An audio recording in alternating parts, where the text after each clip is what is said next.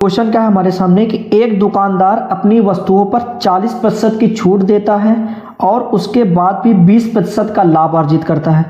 यदि 24 रुपये अंकित मूल्य वाली एक वस्तु के लिए दुकानदार कितना क्रय मूल्य भुगतान करता है।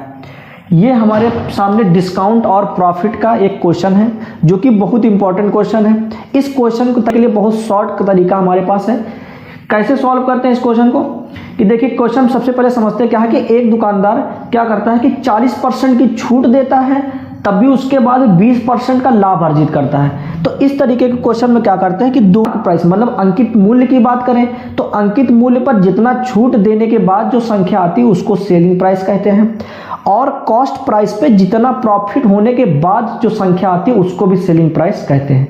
कहने का मतलब दोनों कंडीशन में सेलिंग प्राइस हमारा क्या होगा, सेम होगा। किस हिसाब से, देखिए एक बार मार्क प्राइस पे क्या किया था, 40% की छूट।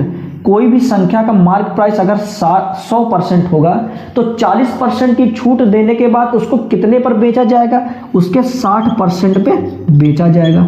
अब यही सेलिंग प्राइस बराबर होगा किसके, कॉस्ट प्राइस पर। कॉस्ट प्राइस पे क्या करता है वो 20% का प्रॉफिट भी करता है। तो 20% में प्रॉफिट का मतलब क्या होता है कि कोई भी संख्या अपने आप में अगर 100% है उस पर 20% प्रॉफिट के बाद उसको कहने का मतलब सीपी के 120% पे बेचा गया। अब यहाँ से हम लोग एमपी और सीपी का क्या निकालते हैं, रेशियो। परसेंटेज से परसेंटेज कैंसिल, 60 एकम 60, 60 दूनी 120। कितना आ जाएगा, एमपी अपॉन सीपी बराबर कितना आ गया, एक को उधर ले जाएंगे तो 2/1। कहने का मतलब यह है मार्क प्राइस अगर 2 यूनिट है तो सेलिंग प्राइस का यूनिट कितना है, 1। अब क्वेश्चन में दिया गया है कि 2 यूनिट, उसका मार्क प्राइस कितना है, 24 रुपये। कहने का मतलब यह है कि 2 यूनिट की वैल्यू कितना है, 2400 रुपया। तो एक यूनिट की वैल्यू कितना हो जाएगा, 1200, है ना। तो एक यूनिट की वैल्यू कितनी हो जाएगी, 1200 रुपये।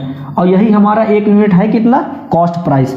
तो कहने का मतलब दुकानदार को इस वस्तु को खरीदने के लिए कितना कॉस्ट प्राइस लगाना पड़ेगा, 1200 रुपये